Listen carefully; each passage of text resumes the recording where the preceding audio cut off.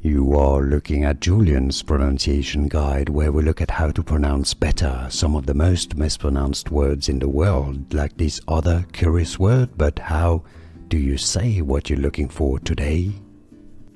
We are looking at how to pronounce this word, as well as how to say more vocabulary, including from French, that too many get wrong and mispronounce, so make sure to stay tuned to the channel to learn more correct pronunciations. For reference, this is a word of French origin. In French it is said as passepartout, passepartout. Therefore in English it is said passepartout, passepartout. Is how you say it in English from French, passepartout. And now you know, like this video if you found it useful. Thanks for your support, it helps me immensely. More videos for you here to learn more confusing pronunciations. Thanks for watching.